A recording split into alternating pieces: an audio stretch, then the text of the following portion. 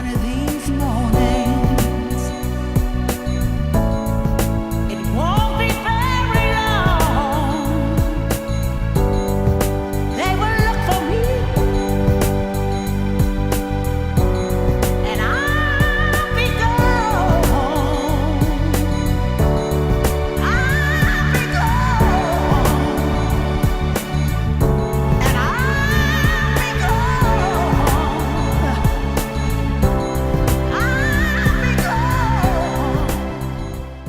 Good day and welcome to another episode of the Director's Chair Network. Boy, I combined chair and director. I could almost do it. Director's Chair Network. I'm your host, Ryan, and this is the season where we're covering the filmography of the great Michael Mann. And I have with me today a very special guest co-host, Kevin. How you doing? Hey, everybody. Hey, Ryan. Well, thanks for coming on. I really appreciate you joining this season and joining the discussion. We, of course, know each other peripherally through our podcasting journeys. You've been on Katie, who's covering John Hughes on this network on her Retromade podcast, and you've been with her, and she's been with you guys. But tell the listeners and the viewers where they can find you and what it is you do. Yeah, so I do a podcast called 6 Degrees of Schwarzenegger with my co-host, Eric. And we sort of go through like the 80s and 90s, the heyday of like the hard R-rated action movie, your Stallone, Schwarzenegger, Van Damme, Die Hards and Point Breaks and things of that nature. And we really pick through them with a fine-tooth comb. We break them down to the smallest possible little particles. And, we have fun. We laugh at the movies when it's appropriate. But we also really appreciate them. I feel like a lot of guys and girls who are in our age bracket all grew up watching the exact same movies, probably on basic cable television. And so, you find that everyone's seen Over the Top or everyone's watched Commando like 100 times. So we take a nostalgic look back at some of those movies from our childhood and re-examine them and rediscover our love for them. And you've been on before when we talked about Rocky IV. Yes. It was an awesome conversation. So yeah, happy to chat movies with you anytime. Oh, well, great. Well, I'm probably going to use you again. I don't know if you've heard, but this Director's Chair Network, it's kind of my new sort of project. I started it on my own, and it was just literally the Edward Zwick filmography. And it was originally called the Ed Zwick or Zwick's Flicks. And that was the original title of the podcast. What happened after I covered Zwick's films, I was like, man, I had a fun time doing his filmography. Like I enjoyed talking about a variety of different films that a director will do, because that's the thing is I love movies. So of course I love Rocky, Rambo, action films, but I found myself like I enjoy dramas and this or romantic comedies and all these other films. So directors, they have this, often they'll do different genres as a director. So this is kind of a cheat code. I get to talk about directors that I enjoy, finish their filmography, and then I'm in addition to that, I'm talking about genres of films that are different than I'm usually talking about. So I continued with now Michael Mann, and my next season will be Terrence Malick. So I'll be covering. Big Terrence Malick guy. Yeah. Oh, I'm a movie guy, so I love I love everything, and I think that the Director's Chair Network's a great idea because, as you say, one filmmaker can have such a variety of different things. I have to ask, are you going to dive into Stallone's directorial efforts? No. Okay. Rhinestone or Staying Alive? No, for the record, I've in a good way, but I've exhausted pretty much the Stallone filmography. I've covered his standalone films, the Rocky franchise, the Rambo franchise. So I've definitely have made my mark, for better for worse, on covering Stallone and his illustrious career. It'll probably never quite always be done because he's always doing something. But at the end of the day, I'm sort of covering just directors that don't get their due, or maybe they don't get as much as the Christopher Nolans or the Quentin Tarantinos or the Steven Spielbergs. These are the sort of they're just lesser known, or the ones who like, oh, he directed that or she directed that as well, and that's kind of who I'm covering. And so Terrence, you say you're a Terrence Malick guy, I will then I'll call upon you and we'll figure that out. Of course, off the air, we'll figure out what film you'd like to cover for that. Okay, for sure. Well, let's get into it. Thanks for covering Miami Vice. So when I sent you the list, I can't remember what films were available at the time, but I think you pounced on Miami Vice right away. Do you mind saying why? So I have a long history with the movie, going back to when it was theatrically released. Okay. But over the whatever, it's been almost 20 years since it came out. That's And crazy. now I kind of look at Miami Vice as like the overlooked movie that Michael Mann did. You know, I think of it as like his forgotten masterpiece, honestly. Oh wow, nice. I feel like it's the closest thing he ever did to like making a sort of a spiritual sequel to Heat. Like something that was similar, like very proficient, like cops and robbers, like kind of, or cops and criminals in a chess match sort of thing. And I think it's an awesome movie. It's just awesome, but a lot of people have not seen it or aren't familiar with it. Critically, it wasn't very well received, and I don't quite understand why, because the more I watch it, the more I like it. Mm-hmm. No, that's great. I love hearing that. And I meant to say, when you're talking about your podcast, the 6 Degrees of Schwarzenegger, which will be plugged in the show notes, so people look for that. That what I like what you guys do, because you mentioned Heat. What I like what you guys do is you'll take the film that you're covering, and it's basically a Monday to Friday. You record it in 5 parts as sort of your formula, which I like. It's like Monday to Friday, you cover, and you take chunks within that film, like you divide the film up into 5 parts. You go in chronological order, and I totally stole your idea when I covered Heat. So when I did the Heat film, so I invite you to listen to that if you'd like, and to your listeners if they're listening to this episode, check out the Heat coverage we did, because I took, with 5 different co-hosts, I divided up the Heat film into 34-minute parts of film. So me and the co-host, we only talked about whatever happened in that 35 minutes of film. And when, of course, the overall feelings of the film, but when it came to the fine-tooth comb discussion, it was just they're part of the film. And so I really like how you guys do that with the films. I think 5 episodes is almost a great number. But today it's just 1 episode from Miami Vice, and I agree with you what you're saying too about the spiritual successor to Heat. Totally agree with the aesthetics, the looks, and I agree as well with the idea that we're seeing both the criminals or the bad guys side of the story, as well as of course the good guys, the cops. And that's what Michael Mann did so well in Heat, is we're seeing it here, the 2 worlds together.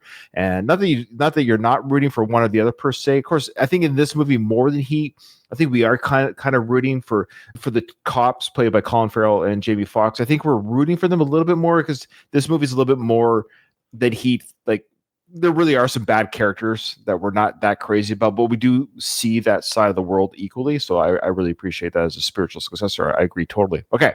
Miami Vice did come out, like you said, 19 years ago. I honestly can't believe this. It's a crime action thriller. It's directed, written, and produced by Michael Mann. It's adapted from his iconic 1980s television series of the same name, which he co-produced and created. I have to ask, did you watch Miami Vice when you were younger? I think we're probably about the same age. You must have watched it.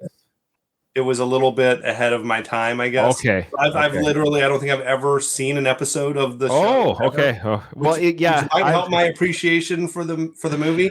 I don't know how much research I don't know how deep you dug on Miami Vice. I don't know if you found the Michael Mann like commentary track. No, I don't. On it. No, that's not this kind of podcast. No, those deep, nothing wrong with that. It's just this kind of podcast doesn't really dive that deep. And I wish I had that kind of time. I think part of it is if this was like my full-time job, so to speak, or like I could just sit there and listen to commentary tracks of all these movies. Yeah, sure. So the deep dive, no, I watched the movie, and of course I'm aware of Miami Vice, the TV show. Don Johnson was the coolest thing on television, and that was a TV show that was sort of ahead of its time. I did watch it as a young lad. Even then, it was still kind of highbrow for me, so I don't think I was as engrossed with the storylines, or I had a hard time understanding everything as a young viewer. But it just, ironically, it might be what this film, a lot of the critics say about this film. I think the Miami Vice TV show, as a young person, it was really cool to watch, and I didn't really know what was going on. And I think some of the criticism this film faced, which is an odd criticism, a lot of people are saying maybe narratively it's not the greatest film in the world, but it's really cool to watch. And maybe that's what Mann was going for. Well, so on the commentary track that I mentioned, he sort of talked about how making a movie of Miami Vice was like to him a double-edged sword, because on one hand, people were familiar with the brand name and everything like that, but on the other hand, you could ask 10 different people what they thought about Miami Vice, and they might have 10 different opinions and 10 different things of what they liked about it. Yeah, the music. Some people would like the music, and some people would like the crazy colors and the pastels and the flamingos, and some people would like the storylines, and some people would like the fashion.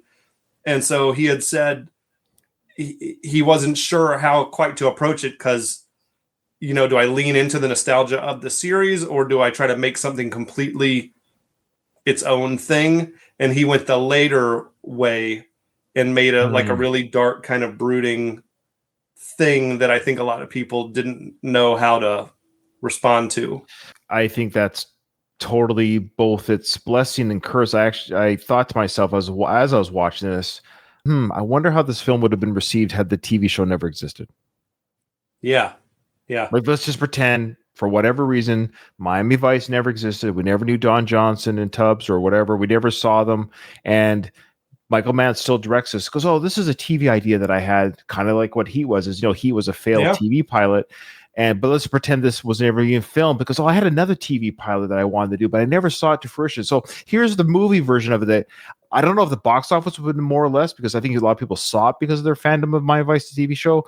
But I suspect there would be nothing to compare it to, and people would have thought, "Oh, this is kind of cool." Yeah, I think people would have probably walked away saying it's not as good as Heat, right?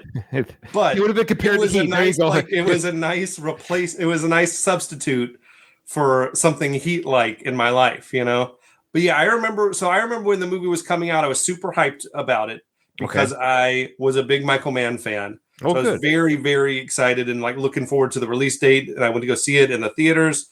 And it came out at a similar time where there was a lot of old TV series that were getting made into movies, but Starsky and Hutch. These movies that were being done more of in a comic sort of way, leaning into the comedy of it. And I thought that Miami Vice was going to be more of a lighthearted comedy sort of thing, because Jamie Foxx was kind of still a comedy guy at that point in his career before he got really into the serious acting. And I think I came away very confused about what I had seen and not really a fan after my first time seeing it. And then on repeated viewings at home, I really came to appreciate it, that it is its own thing and that it's a really well-made crime thriller. What is your overall fandom of Michael Mann, and when did you first get into him and start to recognize him as a director? And because you said, "Hey, I was a Michael Mann fan when I saw this in the film." So what brought you to his his films, to your fandom? I feel like I'm sure the first Michael Mann movie that I probably saw was Last of the Mohicans. Of course, yeah. And then probably Heat. Yeah. And then I think sometime after that, I put two and two together that the same guy made both of these movies. Right. Because those are very different. Yeah. It's more like the prototype Michael Mann movie. Yeah. And Last of the Mohicans is very not Michael Mann-like. But then I'm sure I watched, I was a Hannibal Lecter guy. So I know I watched Manhunter. Yeah. And I was like, well, that's interesting because that went with the Miami Vice TV route with a lot of neons and stuff like that. But yeah, stuff like The Insider, amazing. Yep. Collateral is amazing. Yep. I mean, the guy's just got a very unique storytelling way about him. Yeah, and he doesn't try to dumb it down for the viewers. No, he tells you don't get a lot of movies that are made strictly for adults. And I think probably another downfall of Miami Vice was, I'm sure it was one that a lot of it has appeal to a younger audience. But then if I was a 15-year-old going to see Miami Vice, I'm sure I would have really hated it. When I can, I'll have my kids watch these films. They're film nerds like their old man. And of course, the youngest are 11-year-old twins. And then my next one is a 13-year-old boy. And then I have older kids. But I always enjoy watching movies with the young ones, and they're big onto the adult movies. They're like me when I was 11. I can't be a hypocritical parent. So I can't be. When I was 11, I was watching Halloween when I was 8. Right? There's no. Yeah. I'm sort of I admit I survived my childhood watching movies. I let my kids watch certain movies with me with parental guidance. That's why it's for parental guidance. So it depends on the film, and I talked them through some stuff. But so we watched Collateral. So we did that together. We watched Collateral. And they loved it, of course. My 11-year-old son is a huge Tom Cruise fan. He's legit. He just loves everything. Yeah, he loves Tom Cruise so much. So when it came time to watch Miami Vice, I was like, oh, I should say, I hadn't seen this film before. Yeah, for whatever reason, this film, it came out, went to theaters, went on DVD, and I just never, and I'm a huge Michael Mann fan, and I like Miami Vice. The only thing I can think of is maybe my life at the time in 06, 07. Well, I kind of know what I was going through in my life. So I always say there's certain things there's films that kind of happen between 06 and 8. My life was such with my first marriage where I probably wasn't thinking too much about certain so, which is fine, just normal things that can happen in people's lives. So I didn't see movies the way I do now and did before. And this movie fell through the cracks. And as you know, when time kind of goes on, like a year goes by, 5 years go by, 10 years go by, and like I just never saw it. So I saw it for the first time just this week. I watched it first by myself to see if my kids would enjoy it because I didn't know. Because I always preview films first if I'm not too sure. And I agree with basically that's my long way of saying they would have been bored. Yeah, they like I wasn't bored. But I recognized the young version of myself watching My Advice, the TV show. They would have been bored of this movie the same way that even though I thought My Advice was a cool show, it wasn't fun and corny like the A-Team was, if that makes sense. Right. No, it wasn't Magnum PI. I remember, obviously, like I just said, my thoughts when it was brand new and what my expectations were. But I think if you see it 20 years later, you probably have no expectations. So I have zero expectations. Coming in with a completely blank slate is maybe the best way to watch it. I knew peripherally that it was mixed. I understood enough to know it wasn't a box office phenomenon, that it didn't warrant any sequels, that it didn't get the accolades at Heat and The Insider or whatever it got. So I knew there was some troubled waters. As people should know, it did star Colin Farrell as James Sonny Crockett and Jamie Foxx as Ricardo Rico Tubbs. The film follows Miami-Dade police detectives as they go undercover to dismantle a sophisticated drug trafficking ring. Had a budget of 135 to about 150 million. It grossed only 164 million worldwide, so it did not recoup its losses. Is now I think The Insider didn't recoup its losses either, unfortunately. That's tough.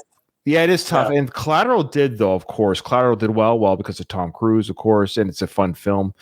However, the film that would have been accessible to anyone. It was that's what I mean. Yeah, dense movie than The Insider or Heat or Miami Vice. It says here that it did have a polarized reception. Of course, we talked about at the time that it was released, but it has cultivated a cult following since then in the last 19, 20 years. And I think you're part of that passionate fan base, which I loved hearing. I love that you are. Okay, so let's talk about some of the cast. Michael Mann, I'm at the point now with Michael Mann films. I'm not surprised about the cast that he draws. It shouldn't be surprising, the names. And he has a lot of repeat people that come for multiple films. Sure. Before we talk about the two main leads, of course, we'll talk about them last. Are there any names that kind of stuck out to you that you recognize from other films? Well, I'm a movie head like you are. Okay, so This movie, the cast was deep, right? There were a lot of familiar faces. Yeah. The couple of actors that I thought were really like standout, amazing performances. John Ruiz as Jose Hierro, I guess he wasn't the big bad guy, but he was the main antagonist. Right. The big bad guy, we didn't get to see him. He didn't probably have more than 5 minutes of screen time, right? Right. But Jose Hierro, I thought, was an awesome villain character. Yes. And John, is it John Ortiz or Ruiz? I think it's Ruiz. John Ortiz. It is John Ortiz. Okay. Yes. Yeah. Well, then you can chop my correction of my having it right. No, I had it right the first time. I just put a second guessing myself. But no, I thought he's an awesome actor in general, like American Born. He's a New York guy, so this is a fake accent he was putting on. But man, what a creepy, chilling, sort of nonchalantly evil villain he was. I loved his character. So when you look in the movie. Never. Cause how you draw blows I don't like, so maybe this don't work. Then it don't work. Red light, green light, Jose. They also call me Cochiloco. That means crazy pig. Cause I run security and counter intel. I get people to tell me what they don't ever want to say. And I have eyes everywhere. That part of what I do, you never want to find out about. Other people negotiate money and go, no go, yes, no, maybe so.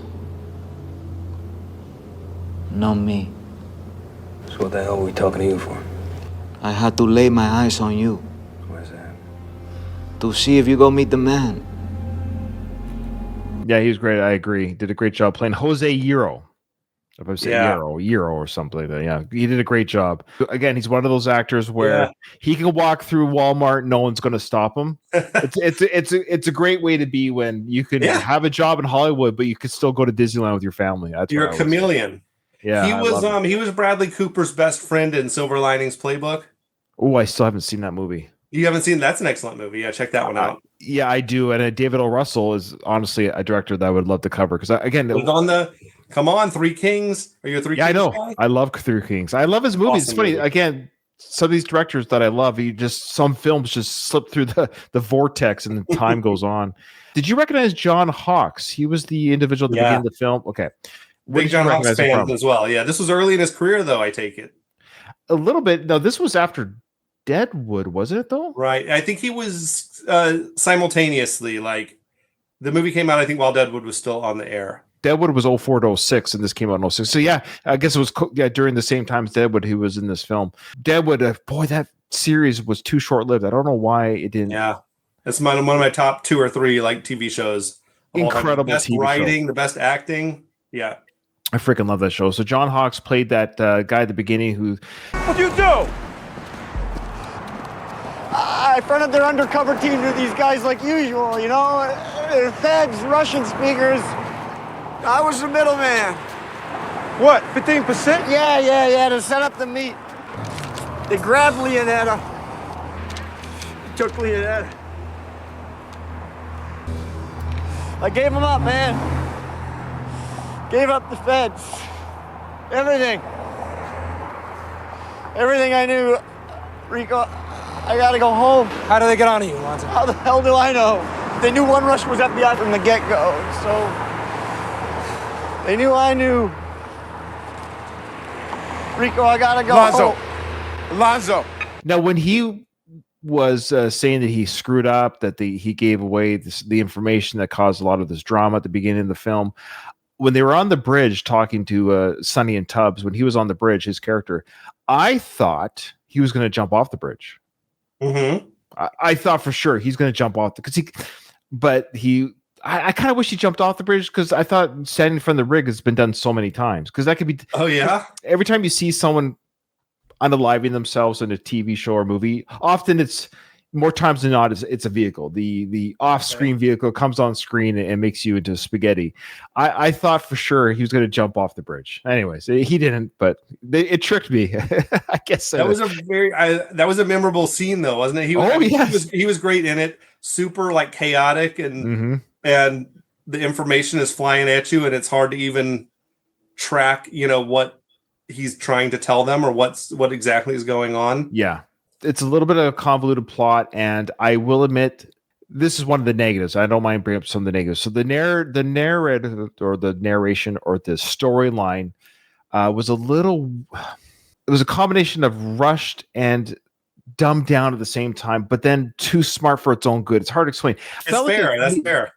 It felt like it maybe should have been, again, Michael Mann, I think he wants to be an HBO 8-episode director. That's his problem.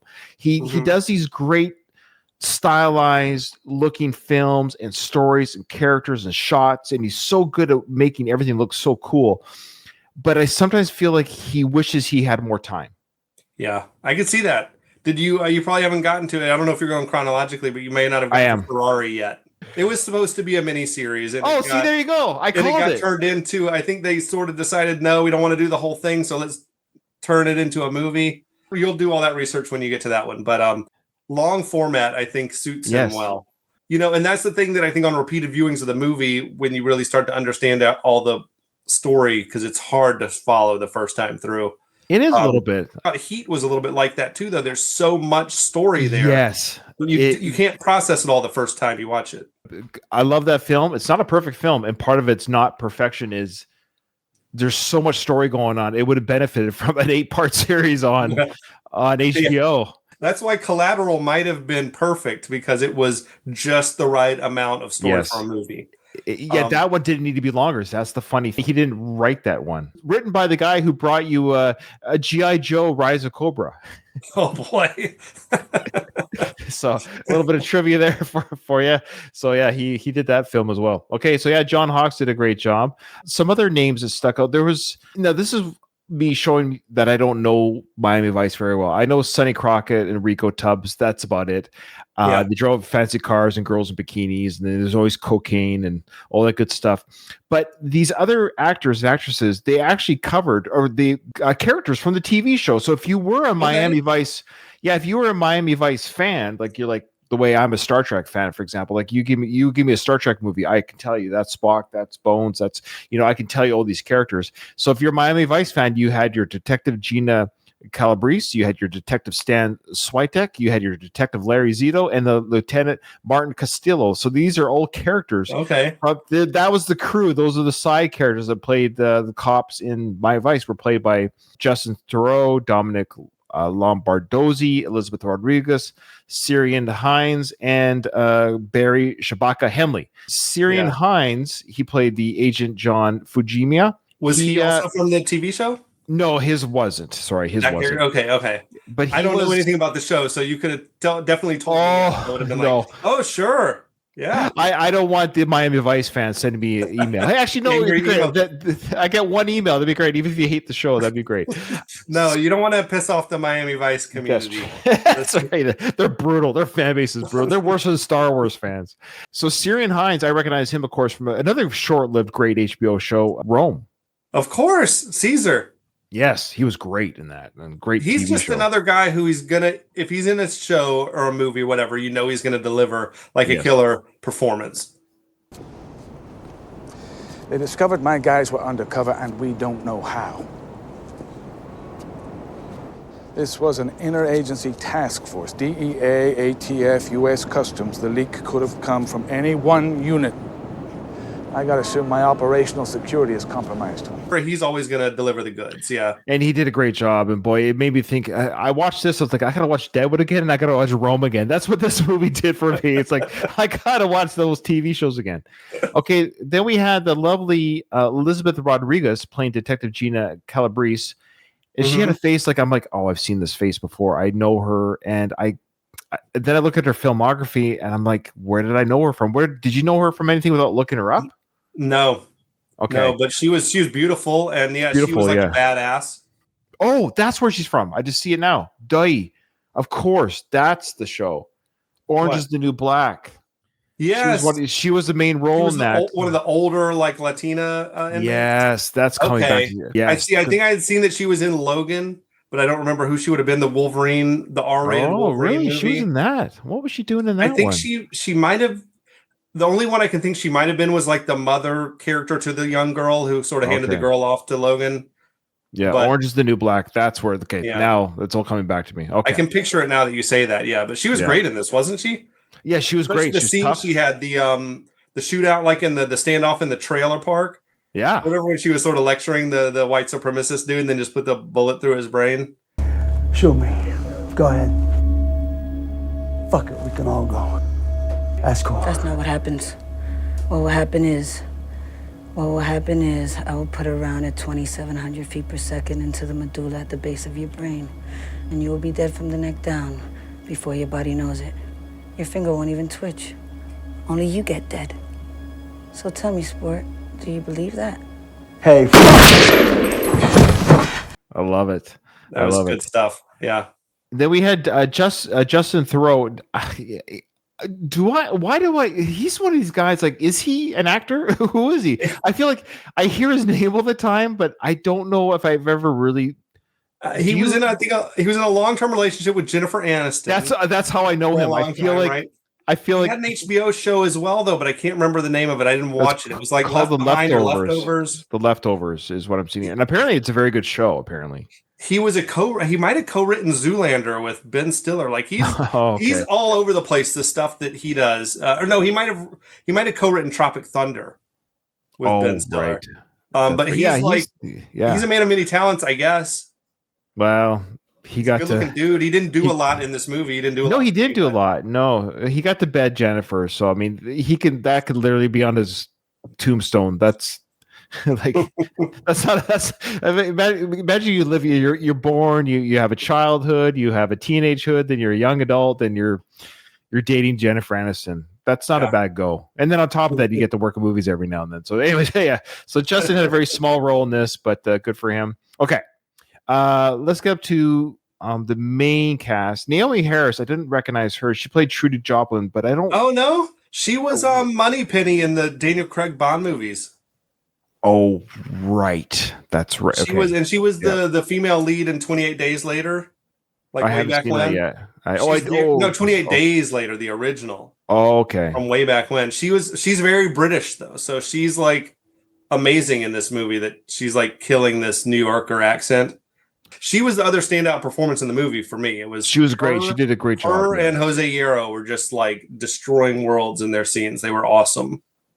Yeah, so she plays Detective Trudy Joplin and the girlfriend to Jamie Foxx's character. I do have a criticism though about her one scene. So she gets kidnapped, of course. Kind of your classic bad guys got the girl. We got Damsel in Distress. Damsel in Distress, yes, classic. Yep. Michael Mann, love him or hate him, he writes movies for men. He's not giving you a romantic comedy. He's not giving you a love story. He writes movies for men. I could be wrong. The closest he got was Last Mohicans, but still, the men saved the day. It was always the damsel in distress, right? It was never, not that he writes weak women. I'm not saying that at all, but he definitely writes men-driven films where the men are the action, sort of the men are men, and then the women are manly. That's fair. I mean that with all due respect, right? But that being said, she gets. I will give some credit. She gets saved, and then she gets blown up almost when like the guy played by John Ortiz blows up the trailer. Great rescue sequence all around, and she doesn't die overall, but I thought I guess that was sort of the weakest part and the weakest part, meaning like why they didn't clear the area. She's like hanging around. It was strange. Yeah. Okay. You see what yeah. Like, to be fair, it was Jamie Foxx's character. It was Tubbs who was telling her like, stay in here until it's cleared outside. But I don't know why you would possibly ask her to stay in there when there's a bomb in the. There's a bomb in the trailer. Yes, they literally took off. She had a saw-like device around her neck. For the film franchise Saw, she has this booby trap around the neck. They take it off, and you're right. There's still a live C4 bomb in this little meth lab trailer. And they're like, okay, just stay here, stay in this trailer with dead bodies and the bomb that was around your neck. And we're going to make sure outside is safe. It did not. Yeah. And she kind of saunters to the door in a haze because she's been kidnapped and beaten and tortured. Why they didn't take her out, let her sit down with some water, and like it just to have the trailer blow up. And it was a really bad kind of explosion. I will say the explosion wasn't very good. The effect, the effect was a little bad there. It was a little bit bad. They should have done a conventional explosion. I don't know why they didn't. But then they didn't kill her. So what was the point? That's what I mean. So all in all, she didn't die anyway. So why do that? What was your reasoning for that? I can't think of a good reason. There's no reason they would have asked her to stay behind in the trailer. Like if it's safe enough for everyone else to walk out, then it's safe enough for her to walk out too, right? Yeah, I don't.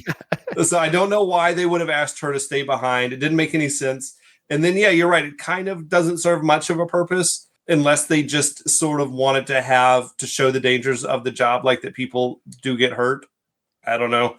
That's me sort of trying to explain it away. Well, speaking of people getting hurt, at the beginning of the film, there was that great sequence where from John Hawke's character, Alonzo Stevens, he's the guy that betrayed the undercover FBI agents or whatever it was that he gave intel that exposed their undercoverness. And there's a great assassination shot where the FBI agents are in the car, they're about to drive away, but they get sniped through with heavy machinery type. Yeah, weapons. It was a 50 caliber like sniper rifle. Yeah, it's like, and the shot inside was so cool. They showed them being like blown to smithereens inside the vehicle. The practical effect of that shot was amazing. the dude's like arm came off. Yeah. He got hit through the arm, and like it just, which I think is fairly realistic for getting hit with Sure. a gun Oh, like yeah. that. I mean, do you remember the sniper sequence in Hurt Locker when they were like having the standoff? Right. And- It's been a and while. I think that's what he was shooting, something similar to that, with just these enormous like rounds of ammunition or whatever. But yeah, that was a great yeah. sequence. When that happened at the beginning, I was like, okay, Yeah. we got some, because now I'm thinking this is not your mother's TV show. that was insane, that Yeah. damage that gun was doing. I'll give you some information from the director's commentary. He Yeah, said they please. that was like an effect shot that was assembled together from one level was like they shot up a real car with that real gun. Okay. And then another level was, like sort of almost like mannequins being sort of blown to bits or whatever, that they, assembled in or whatever. And I can't even remember what the third level was to the effect shot, but it was pretty seamless, wasn't it? Compared to Yeah. like the trailer exploding, which did look kind of bad. Yeah, we had that great aesthetic kill shot in the car, and then we have this really, like, I think they could have done a better explosion on the 80s TV show. I don't know why. A little miniature, a little model trailer blowing up. Yeah, with fake flame over behind the girl being blown. Yeah, that's funny how they had the two in the same film.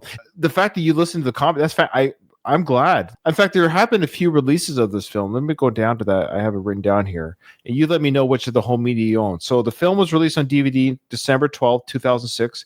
It including a 140-minute director's cut with additional scenes such as the new opening Go Fast race sequence and extended character moments. The version I own is the director's cut. So I don't think I've seen the theatrical version since I saw it in the theater. Okay. So the Blu-ray that was released in 2008 is the unrated director's edition. I think it's that Okay. unrated director's edition. Yeah, it's Okay. it's like 7 minutes longer or something like that. Okay. And now, apparently, this month, we're recording this right now near the end of August 2025, this will come out maybe in September 2025. But in August of 2025, apparently there's a 4K ultra high def Blu-ray that's coming out. It was announced. Actually, it was just announced. So okay. it's coming up. So I think I'm going to pick up the 4K. For this sure. film. And it might have done a bad job at the box office, but it grossed nearly 40 million in DVD sales at the time of its release in 2007. So in 2007 had another 40 million DVD release. They got my $10 or whatever. Well, that's what I mean. Maybe that's that cult following continued. It'll after probably the film. grow on you if you choose to watch it again. Yeah, I'm going to watch it again. I'm going to buy the 4K for sure. Did you know that another Miami Vice film has been announced? No. Is it with Michael Mann's involvement? I don't know. It must be. He's the creator, co-producer of the TV. He must have the license, right? Like I can't imagine. Or does he not? Maybe does the network have the net license? I don't know. I feel like he would. I feel like he probably would, but I don't. I could see them doing one though that he might get a producer credit, but he doesn't actually have a creative input. I think so. You know, and they'll end up doing it with like Channing Tatum and some other dude and make it like that slapstick comedy version. Well, I don't think so. And when I tell you the name, first I'm going to tell you the name of the director, and then I've got some good hopes for this. I think by saying this, when I say the name of the director, you tell me if you know the name of the director, you'll definitely know the films he's done. He's one of those guys. And again, he's another director that I wouldn't mind adding to our Director's Chair network because he hasn't done a lot of films, but he's one of these guys who seems to be making good films lately. Have you ever heard of Joseph Kosinski? Oh yeah.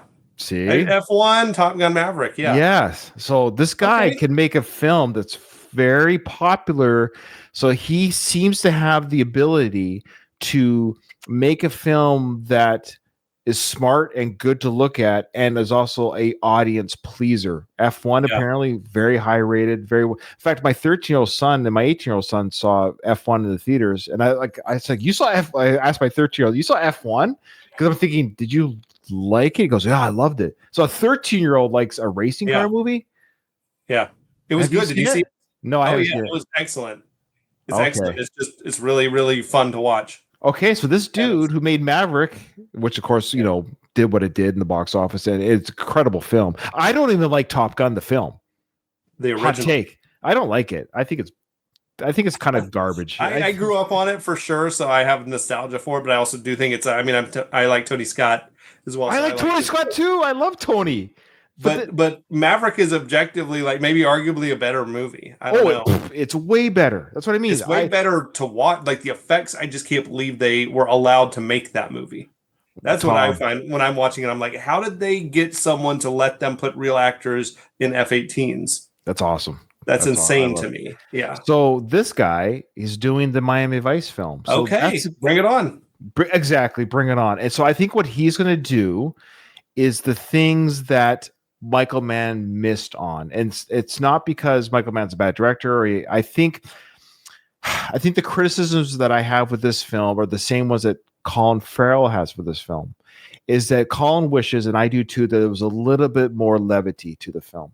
That's what makes Top Gun Maverick so good. For example, I haven't seen F1, but I suspect it probably happens at F1, where you can have some serious dramatic moments where the stakes are on the line. Absolutely. But in Top Gun Maverick, you have both pilots crashing on that country, and they're both kind of mad at each other and saying, I told you, but it's kind of comedic, even though they're in a very tense situation. But it's not slapstick. It's not silly, but there's that levity. And that's my biggest criticism about Miami Vice, the movie, is it never let up. It was like, holy, like everything's depressing. Why is it so everything felt very dark and dreary. And you guys are living in Miami. You're cool as F. You look awesome. You got these fast boats, beautiful women. There wasn't one like. You're right. There wasn't a laugh. I don't know if there was a laugh in the whole movie. There might have been when they were talking to that one cooperating informant guy who set them up with the Colombians, the one who they sort of pressured into doing it, where he was up in his condo and he's like, why is this happening to me? That might have been the one laugh in the whole movie, but you're right. That might have been a little bit of a lighter moment. That's when the whole gang from the TV show was in that apartment. So that was they were sort of pressuring that, strong arming that guy. He's like another very British actor who's like Shakespearean and all this stuff, but playing sort of this weird Cajun guy or something like that. But definitely a complaint about the movie that's valid is I think if Michael Mann did anything, he's maybe steered too hard away from trying to make the movie light and fun, and just went as dark as possible. And I get this is the thing. So to be fair to Michael, that's the TV show. That's what set it apart, even the 80s. So even though it had this stuff, it wasn't the A-Team, right? It wasn't these other, it was for adults. This was your mom and dad's cop show. This was as gritty as it could get. We're dealing with hookers, cocaine. These are kind of R-rated topics done on NBC or whatever the channel was. And so this was as R-rated as TV could be before NYPD Blue, right? This was NYPD Blue before Blue, and it pushed the boundaries back then. So I get it. So now he's like, hey, I've got a film now, R-rated. The assassination scene at the beginning set the tone. We get it. So I understand that, but should I go back and watch the show, or will it have aged poorly? You know what's funny? I haven't gone back to. I've seen many scenes from YouTube, of course.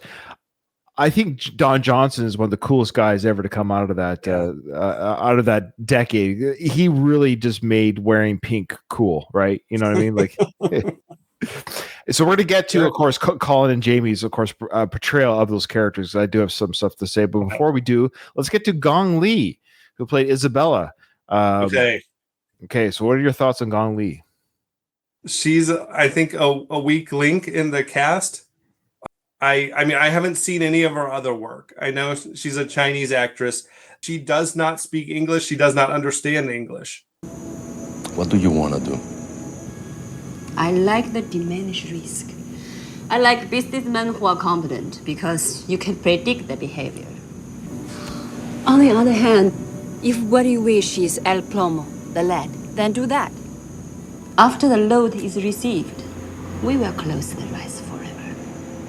So all of her lines, she learned them. Someone would tell her what they meant, and she would learn just the phonetic way to deliver the lines. She knew someone told her what they meant, but she wouldn't know which word to emphasize. Things like that, you know. But it raises the question: why did you cast her then?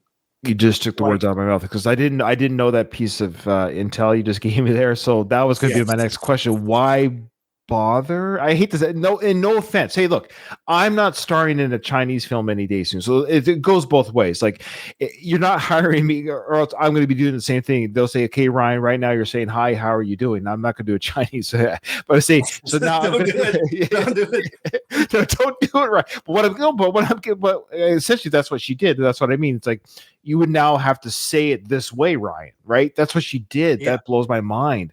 I don't understand the logic to casting her unless she was a big star overseas or something. And She you thought is it was going to help with maybe it helps with international box office. But she is. That's to see. Look at her Okay. filmography. Okay. She's done tons of Chinese films, and I just don't know why. I just don't know why you would cast her unless I don't know what was happening behind the scenes that they were like, this is the best choice. But that's part of the problem. You're right, but it's not her fault because it's not her native tongue. No, It's hard she to- did how better do than you- I could do. Yeah, but how do you enunciate or emote when you're just almost spending half the time like making sure you get the words right? That's what we said about Brigitte Nielsen in she's Danish trying to speak English in a Russian accent. It's like if you told me to try to speak Chinese in an Australian accent, I'd be like That's a good lost. point. I don't know why it's a lot to ask of any actor, I think. Like, again, this is no offense to because it in the movie it doesn't say like, "Hi, I'm the Chinese representative of the drug trade," or did I miss that? No, I don't think she was supposed to actually have been like born and raised in Cuba, but from Chinese, like her mother was Chinese, which apparently there is a large Chinese population in Cuba. Oh, apparently. sure.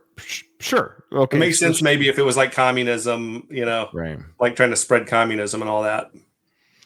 Of course, she plays the moment Sunny, played by Colin, sees this woman. We know, okay, I have to bang her before the end of the film. So, mission accomplished. They fall in love, and she finds out who he is. She punches him a few times, but they still share a moment at the end of the film. And Frank is going to come in a boat. He will run you into Cayos or Veno, and from there you can find your way to Havana. And nobody will follow you. Including me. Remember, I said, time is luck. Yeah. Luck run out.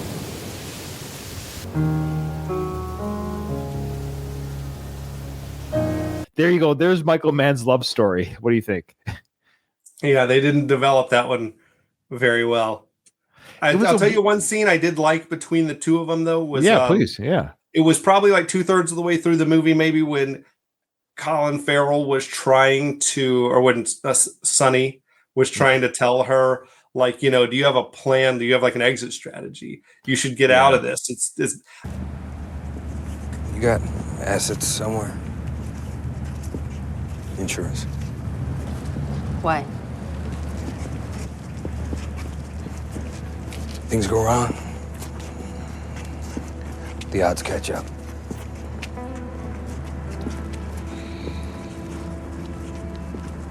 Probability is like gravity. You cannot negotiate with gravity. One day you should just cash out, Just cash out and get out. Yeah? Yeah, as far and as fast as you can. Would you fund me? Yes, I would. I feel like that's the closest he could come to Revealing who telling he was. her that he's a cop and she should get out now, because he couldn't actually say that, but I feel like he was doing as much as he could to try to tell her to get out of danger, before this goes bad soon. Now, correct me if I'm wrong, and it's just because I saw it for the first time, and I know that Sonny and Tubbs. Did they refer to themselves as Sonny and Tubbs while they were undercover? Did I get like? Was I like? They kept their first names and they had new last names. That's what threw me off. He became Sonny Burnett, and I can't remember what what Rico's new last name was. But Okay, they kept their first names, and so it probably helps to not accidentally call somebody by the wrong name. To maybe keep the same that's first their name. maybe that's the TV show. Maybe that's their undercover names. Yeah, it because could it be. says even the credits is he's Detective James Crockett. And it's Detective Ricardo Tubbs. Well, so maybe they go by Sonny and Rico when they're undercover. That's just like you're saying. and so well, it's easier. Sonny definitely had a different undercover last name. He was Sonny Burnett. No, but what I mean is the Sonny part, the Sonny and Rico part. yeah. No, but they were calling each other Sonny because he They called mentioned themselves something. that all the time, though. And I was like, did he blow? Isn't he blowing his cover by saying like that's his name in the show? Why is he saying who he is? Can't they just Google Sonny as a cop? A lot of headlines, a lot of newspaper headlines. Oh, okay, that's funny. Anyways, maybe they just did that so we could still call him Sonny even when he's undercover. Why not? That might just It probably helps because maybe you're in a shootout or whatever, a high stress situation, and you accidentally Sonny! call him by his real name. Let's keep the first names the same. Sorry. And then... Oh, sorry. My Siri just spoke to me and it scared the shite out of me. Because I said Sonny, and I thought it was a woman in my room. Because Siri went, holy heart attack. Okay, I said Sonny, not the other word. I don't want to trigger it again. That scared the crap out of me. Legit, I thought it was a ghost in my room. Because I'm alone in my room and I heard this. I thought it was my wife. I'm like, how did I've not seen hear people her? passing by though outside your Oh glass yes, door here. no, I'm not alone in the house. There's people in my house, but that door hasn't opened. So because that door didn't open, I heard a So anyway, sorry, it scared the crap out of me. I'm not going to. Someone's been in there the whole time. Yeah, no kidding. The call is coming from inside the house. Okay, so let's get to it. Let's get to the two main dudes here. Okay. So now this is Jamie Foxx's third collaboration with Michael Mann, and I believe his last. And I have This came after. This movie was after Collateral. Yeah, this is Ali. He did Ali, Collateral, then Miami Vice. In fact, it was Jamie Foxx who brought this up to Michael Mann, saying, "Hey, dude, you should reboot your TV show and make me Tubbs." It is a good idea. What is your overall feelings on Jamie Foxx and his role in this film? Well, okay, so Jamie Foxx, I feel like is clearly, like history has shown, he's a great actor, and just like an insanely talented human being. Like the music, he's hilarious. He's good looking. He's can do drama. I feel like this was probably like on the earlier end of his getting into doing drama and less comedy, because I'm sure I was introduced to him on In Living Color, like the sketch comedy show, of course, yeah, back in the day. And then he started his movie career doing comedies. I think he did a fine job in this movie. He doesn't really blow you away, but I think that's also the nature of the character of Tubbs, is that he's like the strong, silent, stoic member of the partnership. Right. You know, he's supposed to be the stable one, not the loose cannon. So yeah, Sonny is Captain Kirk and Tubbs is Spock or something like that. Yeah. Yeah. Or he's Murtaugh. Yeah, right. There you go. Sonny is Riggs. That's well, yeah, sure. There's that too, which I think Lethal Weapon just probably borrowed from Miami Vice a little bit. I think I had the timeline right. I think Lethal Weapon came out after, but I got a bit of a hot take here, and it's taking me, ironically, to 3 films that Jamie has been in that have all been dramatic films with Michael Mann. I watched Jamie Foxx go toe-to-toe with Will Smith. Then I watched him go toe-to-toe with Tom Cruise. And then I've watched him go toe-to-toe with Colin Farrell. I admit I'm a Will Smith fan, despite the slap. You know, we all make mistakes. Some are in front of millions of people on live TV. But I've enjoyed his films throughout the years, though that did leave a bad taste in my mouth. I expressed all that when I talked about Ali. Second, I've always loved Tom Cruise. That goes without saying. I've expressed that a lot on the show. And this is the first, we're not talking about Colin yet, but I've always liked Colin Farrell. I've always enjoyed him. So this might be a hot take. I'm not sure. I don't think Jamie Foxx is that great of an actor. I think he's very talented. I think he's a good singer. I loved him in Living Color, and maybe he's just not Jim Carrey. Meaning Jim Carrey can do the drama and the comedy, like he's proven that with the Truman Show and other such movies. I just to compare it to another Living Color member, I'm just saying, I think he's fine. Like you said, I think he's fine. But now that I've seen him in 3 movies in a row, like boom, boom, boom, I'm like, there's something about his acting where it's, I'm like, oh, you're acting. Yeah, he's trying hard. I'm catching that I'm more than whatever the characters that he plays. I think that's great. He's hilarious that way.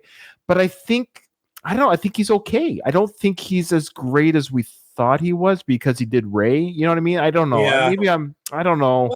I feel weird about those bio movies in general. Like Sure. Joaquin Phoenix, did he win a Best Actor for the Johnny Cash movie? I think he did. I think he both did. him It's and like, I don't know that doing a good impression of someone means you're a good actor. sure. Yeah, he might nail a Ray Charles impression.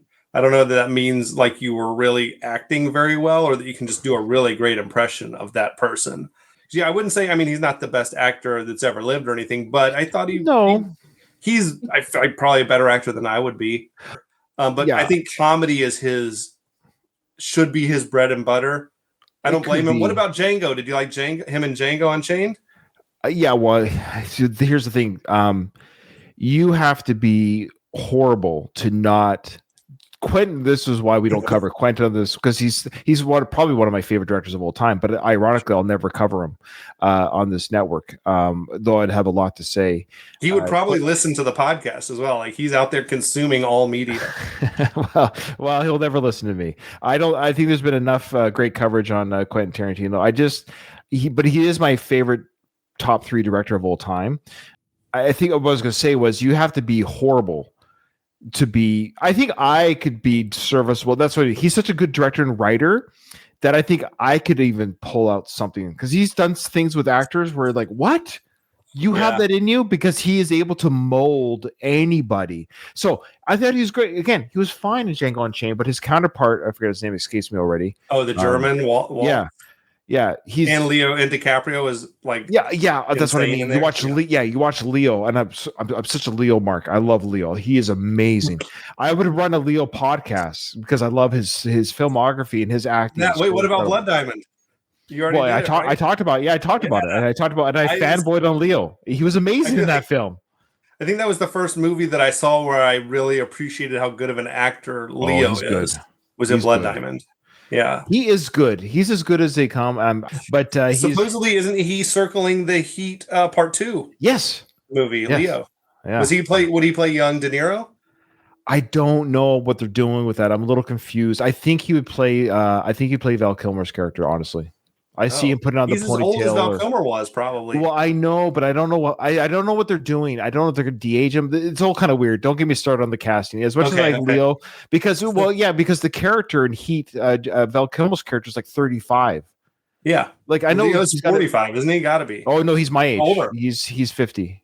Okay, yeah, he doesn't need to do that, but that's a whole other podcast. I would love to talk. Yeah, so he too will cover. Put this way: when it comes out, I'm covering it, of course. Yeah. Michael Mann, yeah. And Michael Mann's not getting any younger either. He's like 82 to 5 or something like that. Like, wow, good for him. Yeah, I know.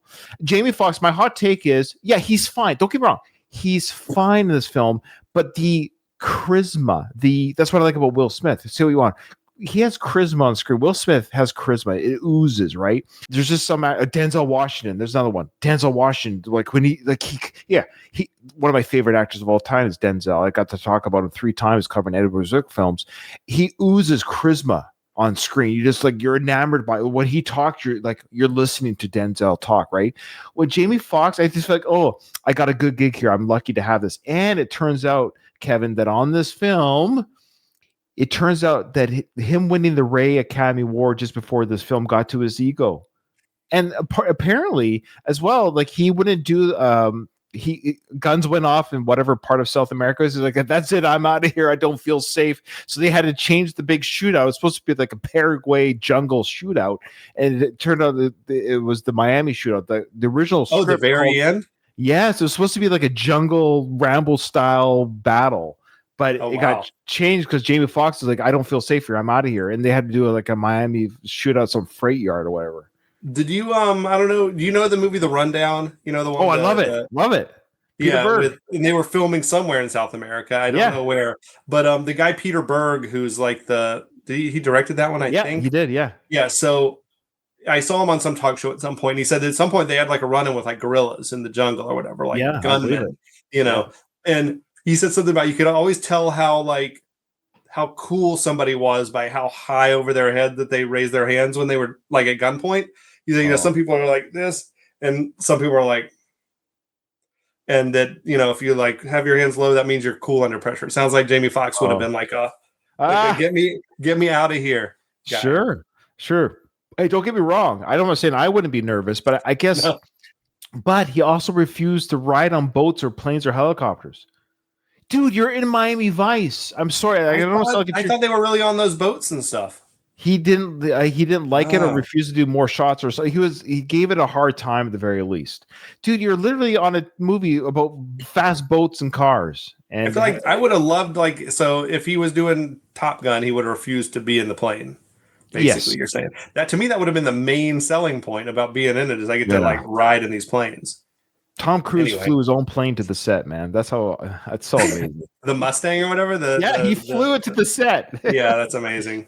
Oh, he's insane. Okay. So, anyways, again, Jamie Foxx is my third film with him, and I've spoke briefly on the other films. I would just say he's not bad, but he's of the two build actors. I found I was watching Jamie Foxx act and be cool where I felt Colin wasn't acting and was cool. I know it sounds terrible. Yeah. My take is like almost the complete opposite. I talked about Jamie Foxx. I don't think he didn't blow me away in this movie, but I thought he was good. But to me, sadly, I think Colin Farrell, and who I'm a fan of, I feel like to me he was like he and Gong Li were kind of like the weak links. So it's also a shame they had so many scenes together. Because interesting. It almost seemed like he was trying too hard to me to be smooth and cool. Oh, and I feel interesting.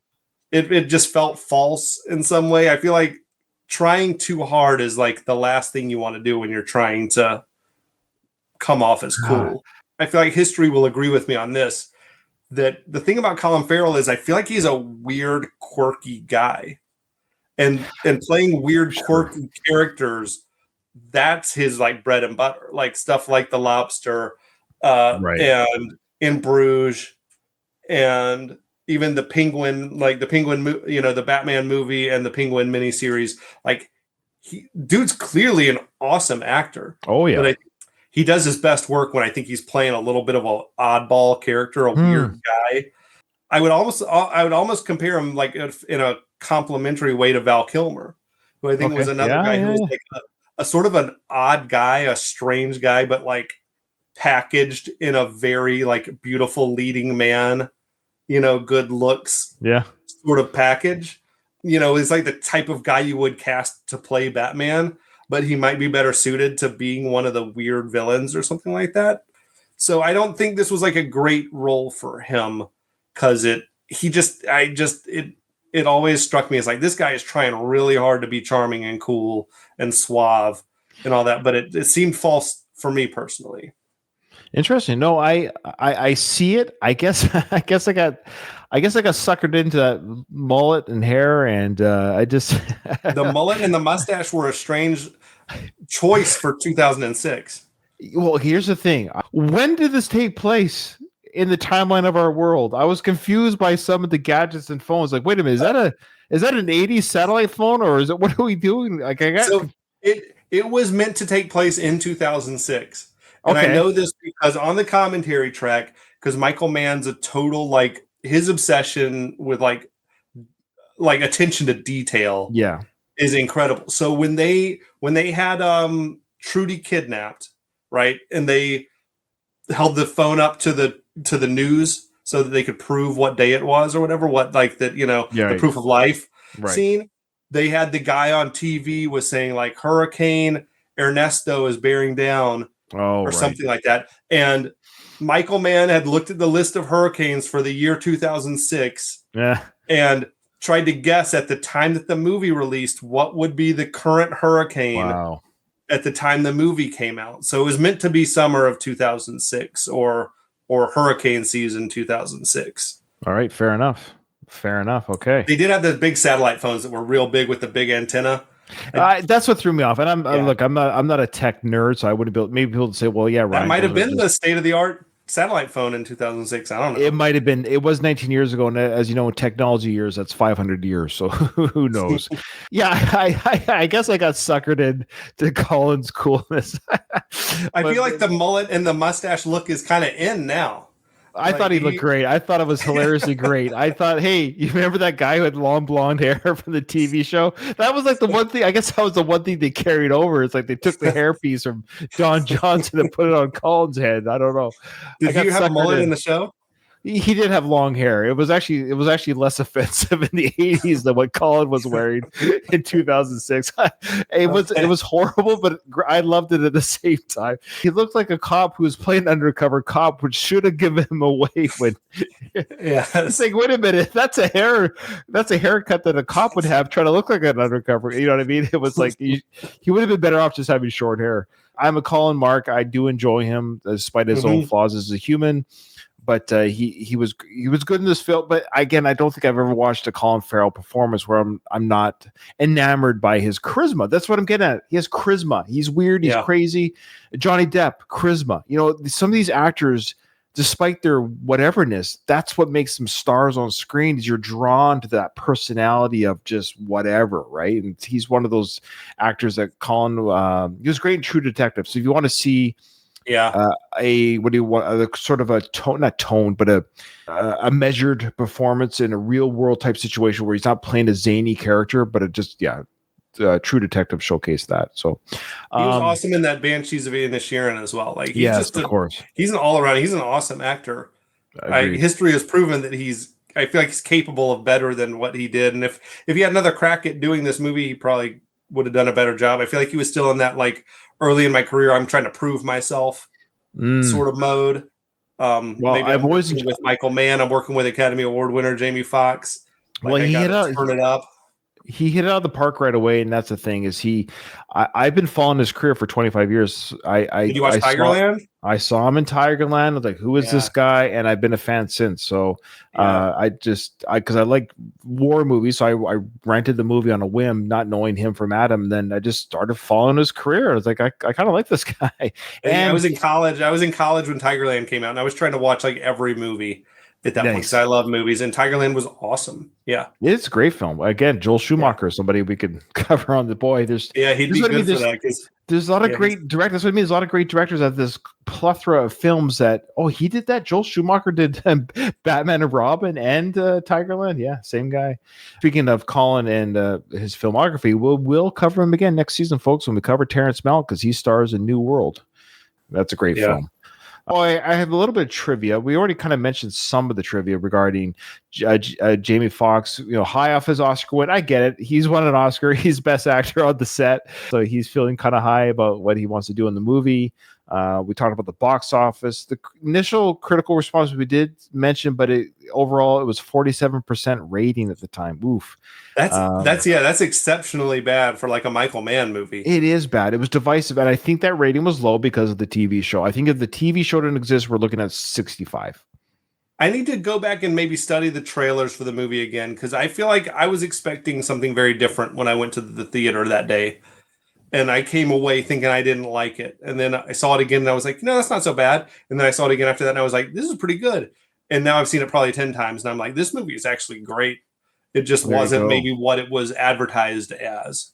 They might have leaned into it's Miami Vice. Miami Vice is back. And it was something very, it wasn't the Universal Studios, like the stunt spectacular, whatever, big explosions on the water and stuff like that.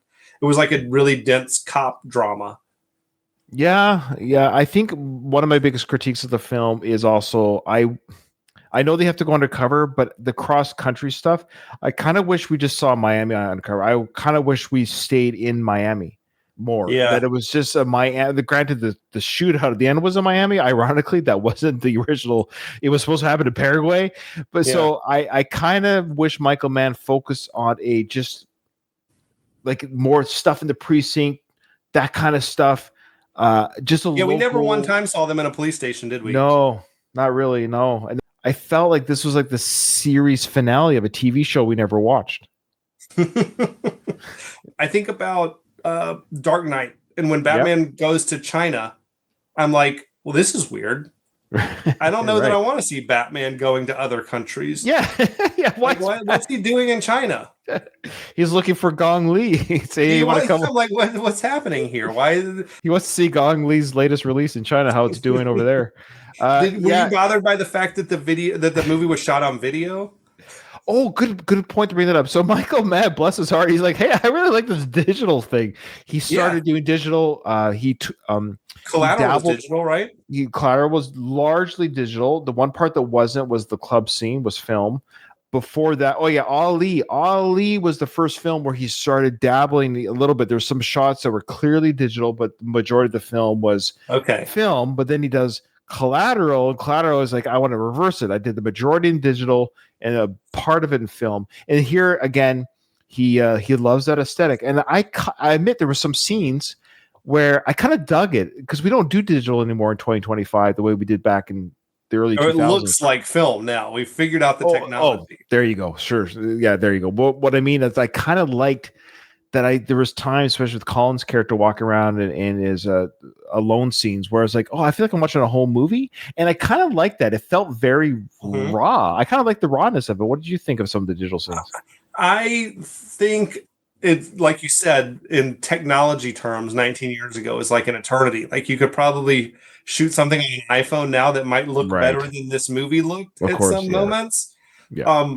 A lot of the stuff, especially the stuff that was shot in the dark in the like nighttime scenes, just looked really video-y, grainy and blurry motion, and I'm just like, ugh.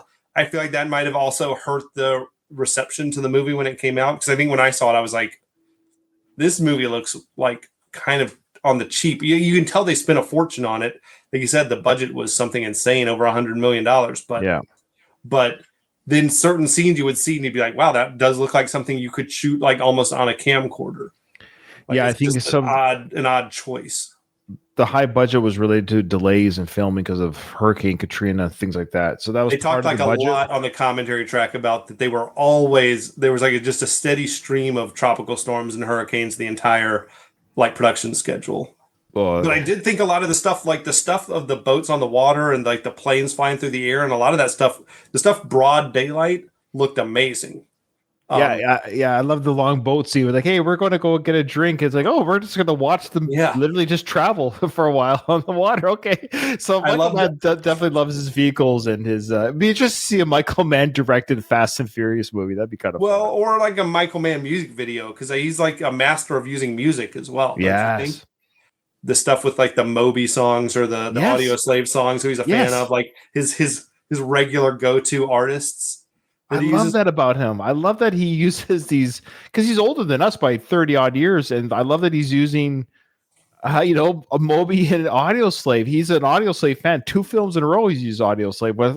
He's doing it again. I think he used Moby and Heat as well. Like he's into it. But I liked the Jay-Z song at the opening. It's a Jay-Z Linkin Park the mashup.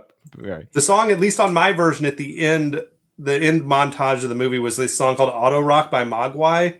It was also awesome. It was like a piano heavy song, but so I think my movie used In the Air Tonight, but a cover version. But like before mine was right before the big shootout. Okay. At the end, and I think the theatrical version maybe had it playing over the end credits or something like that. And it was weird. I think they should have used the Genesis version. Yeah. Or not used it at all, because the cover was kind of whack. I don't know. It was just weird. I felt like maybe he felt like he had to use it. Maybe Genesis wanted all the money in the world to have access to the song. Or was that a Phil Collins solo? It's a Phil Collins song, but I'll forgive you. It's okay. Okay, Phil Collins solo. Yeah, let's just say he probably wanted $20 million for like the rights to the song for the movie. Let's just say the last 4 to 5 albums of Genesis and Phil's solo work are almost interchangeable at that point. Yeah, so. That's when I came on the Genesis train, was probably like early 90s. So don't get me started. I'm a huge Genesis fan, and I love Peter Gabriel solo stuff. I love Phil Collins solo stuff too. In fact, I love them both. He's actually he's a great artist, man. I can't knock the guy. Yeah. The only other thing I would mention that was awesome to me about the movie was like the locations were awesome.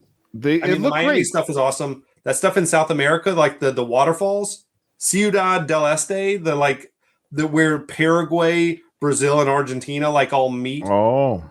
Is like this Wild West type area in real life. Apparently, it's like a hub for black market, like smuggling and like bootleg electronics and whatever, like is all being brought in there. And those scenes where they were like sweeping up just like styrofoam everywhere in the streets is apparently like what is going on down there.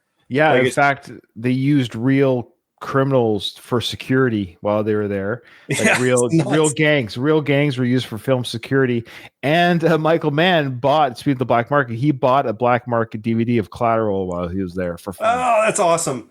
They didn't film in Cuba because it's probably illegal. Yeah, But like he and Colin Farrell and Gong Li went to Cuba like on like a research trip sure. to just like enjoy. And I'm like, that seems excessive for like the 5 minutes of the movie that we're in Cuba. But you know, Speaking of the music, now I saw that they were saying, oh, some people were upset that the great theme song, of course, from the Miami Vice TV show, which the theme song, I'm sure you've heard that theme song. I would know it if I heard it. Yeah, but I was. Oh, dude, I felt there was a couple of moments where it was TV theme adjacent. There was a couple of don't drums in the movie. I thought they did sample and that wasn't the exact theme song music, but it was like a good Wish.com version of the themes. You know what I'm saying? Like I could hear the essence of the theme in the movie. So they might not have used the actual theme, but there's a couple of scenes. I think it was an aerial scene too. But I said, oh, there it is. They're doing it. I recognize the theme without it being the theme. Did you catch what I'm talking about or no? I think Michael Mann was walking on a tightrope. I think he probably had the studio was telling him like we want more references to the TV show. Sure. So he might have been like trying to sort of have it both ways. He didn't want to reference the TV show too heavily, is the way he put it on his commentary. But then you drop In the Air Tonight on there, but like a cover version of it, and I feel like, well, now you're inviting comparisons. The '80s in general, yeah. One of the biggest songs from the '80s. You put a cover version of it, yeah. Maybe you should either go all in, or you should steer clear of it, but not try to find some middle ground. Well, this movie is a cover. it's a cover version of the TV show. Maybe that's the I guess idea. so. Yeah. And then over time, Kevin, Miami Vice has gained a cult following, particularly among younger critics and filmmakers. In 2016, Stephen Hayden called it, quote, one of the most expensive art films ever made, praising its atmospheric focus over conventional storytelling. Jean-Baptiste Thoret, in Senses of Cinema, described it as a radical work blending impressionism and hyper-realism, laying the foundation for modern action films. Director Harmony Korine cited as a major influence on his film Spring Breakers for its vivid sense of place, and the film ranked 95th in a 2014 Time Out poll of the best action films of all time, and the New York Times 2025 Reader's Choice list of the 100 best 21st century movies. So it made a top 100 this year. Oh wow, I'd studied that list, but like the one, not the reader voter list, the other one. But that's awesome. Yeah, I'd have to really think about my list of the top 100 movies from this century. Sure. That's I do think this movie was like, it was like overlooked when it came out. I think so. Then I it wasn't overlooked much it. word of mouth. So a guy like you, I overlooked it. Yeah, you didn't see it because I didn't see it. Out there telling you got to see this movie. That's right. And it was overlooked, and I didn't go to myself, I'm never going to see this film. Forget that film. No, it literally got overlooked. I missed it, didn't hear anyone talking about it, and I never went back to it, and I'm glad I saw it. So to answer your question at the very beginning, what's my thoughts on this film? I kind of agree with Colin. I think there's some missed opportunities. I felt like the style was over substance, and there's nothing wrong with style. Michael Mann is style. That's what makes him such an incredible director. That's why I love him. But I think in this situation, we just didn't have enough substance. There wasn't enough, like, their partnership felt lacking. I felt like we have 2 hours, like, are you guys even partners? Like, that's what I mean. I felt this was the series finale of a TV show. We were supposed to feel, I felt no connection with the characters or their connection with each other. I mean, we got a 10-minute love scene in the shower. That's cool. Like we got two shower sex scenes in the movie, didn't we? And look, I love naked, beautiful bodies like anyone else. Don't get me wrong. But I was like, okay, we get it. You're in love. This is what adults do, but this is a waste of time. I want to know more about your partnership. So I almost felt like they were, when a couple goes to a party and they just had a fight, but they're at the party and they're trying to pretend they're a loving couple and they go back home and fight again. I felt that was their partnership. I was like, are you guys friends even? Do you guys even like each other? And there was drama between the characters, right? Because you could tell that Tubbs did not approve of what Crockett was doing with But that's what I Isabella. mean. But then when they would get in front of their bosses, he'd be like, "No, I have his back. I have his They back." had it. 100%, Yeah, sure, right? sure. Yeah, in front of the parents. Yeah, the siblings had each other's back in front of mommy and daddy, but when they were alone, they punched each other. I don't know. It's just So I guess I have mixed feelings on this, and Okay. but I love Michael Mann. I love Colin Farrell. I felt like the movie. I guess I kind of agree. It was a very expensive art film in that it looked really good and it was very engaging that way. And it was a very interesting film to watch and think 19 years later, I think it feels better in 2025 than it probably would have in 2009. So I'm kind of glad I saw it now with the eyes that I'm seeing it. And I'm seeing this film in the chronological order of Michael Mann films. So now I'm at the point with his filmography where I'm like, oh, this is a Michael Mann film. The way he does the shots of the people, the guy in the front, the guy in the back, all these other, over the shoulder shots, the scenery. So it's like I'm becoming a bit of a Michael Mann like visual auteur where like now I just know what a Michael Mann film looks like. So it's going to be interesting to see these later films I haven't seen. Like I haven't seen Ferrari yet. I'm wondering, does he continue that look throughout his films? Because boy, he just does not get away from that look, which I like. That's his Michael Mannism. Well, I'm not going to give you any Ferrari spoilers. But okay, please, thank you. Which version of Miami Vice did you watch? Which one? I think just the standard. I saw it on Paramount. What streaming service was it? Paramount Plus or Prime? I saw it on Prime, so it's probably. Did it open with like a scene, like a speedboat race, or did it open right in the nightclub? Oh, right at the nightclub. Okay, yeah. So you watched the theatrical version. Okay, yeah. So I missed the speedboat race at the beginning that was not included in the theatrical version looks like by itself it probably cost $50 million. So it's crazy that they cut it. It's crazy that they cut it out. You can probably find it on YouTube. Well, I was going to say I'm going to buy the 4K. See, I'm still going to support Michael Mann. I'm going to buy the 4K Blu-ray that's coming out this 2025, and it's going to have that. So and the commentary. Look, I'm not saying Michael Mann. I thank you. Well, of course, I'm not going to say I don't like it. At the end of each season, like I did it for Edward Zook, I will have a ranking. I rank the films at the end. Yeah. Okay. So if you're interested, dear listener, if you don't want to listen to all of my reviews of every Zwick film, I did do an episode where I recapped and ranked the Zwick film. So I'll be doing the same for Michael Mann. This will be interesting. I'm interested to see where this lands. Okay. Yeah. I don't think this is top tier Michael Mann. I think this is like second tier Michael Mann. I think that's fair. Yeah. Will it beat The Keep? That's the question. Okay. Oh, that's a good question. You have my attention, so I'll be tuning in. Yeah. Will it beat stay tuned, folks. Which is a better film, The Keep or Miami Vice? Stay tuned. I don't even know. I got to give that one some thought. Okay. Well, thank you so much, Kevin, for coming on. I really appreciate your time. Again, let folks know where they can get a hold of you. Yeah, check us out on our 6 Degrees of Schwarzenegger feed. I think we're on all the major podcast platforms. We're also trying to be on social media at 6DOS podcast on like Instagram, Facebook, wherever you like to consume that sort of stuff. But yeah, I would say if you like action movies, if you grew up a child of like Van Damme and Schwarzenegger and all those guys, or you like listening to just dudes shoot the breeze and talk about the movies that they grew up watching and love, explosions and babes and stuff like that. Check out 6 Degrees of Schwarzenegger. There's probably something there that'll keep your interest, and we hope to have Ryan back on podcast soon for sure. Yes, please. Anytime you want me to crack wise, any film, and I don't have to see the film. In fact, I like talking about films I haven't seen, like I did today with My Advice. I love first time discussions too. So thank you so much for coming on, Kevin. Thank you for having me.